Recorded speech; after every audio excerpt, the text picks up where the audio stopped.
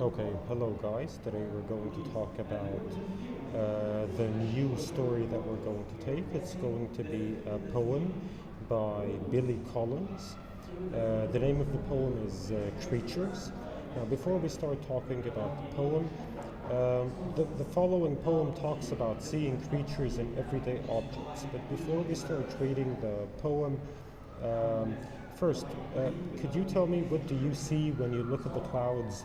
Do you see different shapes of things, different shapes of people? Do you see any images? Do you expect age or experience to change what you see? Now, in the structure of this poem, it involves identifying the order or pattern the author uses to present his ideas. Um, Now, really quickly, a quick background about this poem. Now, Hamlet tells the story of the sensitive young prince of Denmark in the months after his father, the king, is murdered by his uncle Claudius. Hamlet resolves to murder Claudius as retribution. He wanted to take revenge, so he murdered Claudius. However, he spends much of the play thinking about taking revenge rather than acting on his resolution. So, as a result of his reputation as a thinker and not a doer, Hamlet has often been reimagined as the archetypal, pensive, tormented male artist. So basically what this means is that he's the kind of person that thinks a lot but he doesn't take any action. So this is basically a background about the poem that we are going to talk about. Now let's start with the poem.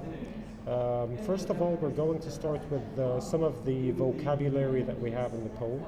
We're going to start with submerged, which means sunk or covered with water. Bureau is basically a bureau. Think of bureau as a drawer where you could keep your clothing inside a cupboard. The next word, melancholy, it's an adjective, and melancholy over here means someone that is very dark, gloomy, someone who is depressed. The next word is grimace, and grimace is to make a face or an expression of disgust or disapproval or pain. The next word is fissure, and fissure is a narrow crack.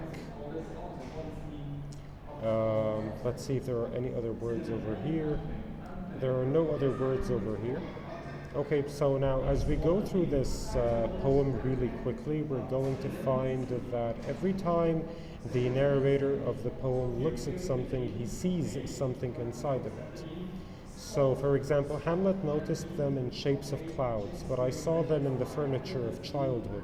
So again, when he looks at the furniture, he sees different shapes. Creatures trapped under surfaces of wood. So some creatures that he can see inside the furniture. One submerged in a polished sideboard, one frowning from chair back, another howling from my mother's silent bureau, locked in the grain of maple, frozen in oak. So again, he's saying that every time he looks at a piece of furniture, he could see creatures either howling or frowning, looking at him with anger, or he could see them making noises.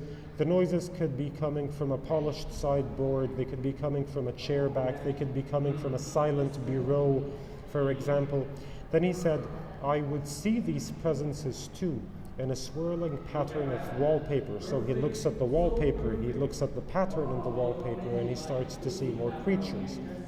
He continues and he says, or in the various greens of porcelain lamps. So even on the floor, he sees them on the floor, each looking so melancholy, so looking so depressed and dark. And he says, so damned, so peering out at me as if they knew all the secrets of a boy. So again, what he's saying is that the creatures are staring at him, glaring at him with anger.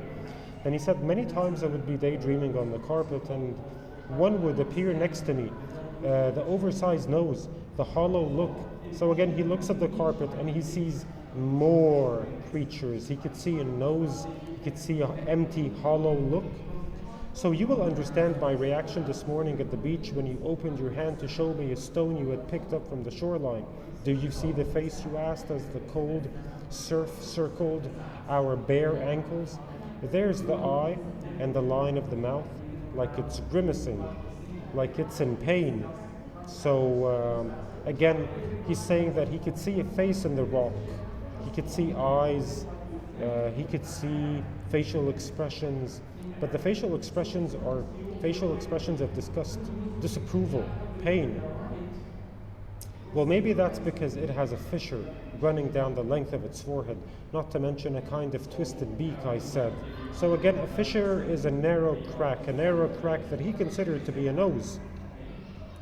I said, taking the thing from you and flinging out of the sparkle of blue waves so it could live out its freakish existence on the dark bottom of the sea. So he took the stone and he threw it away, and again he's still thinking of the stone as a creature that is alive.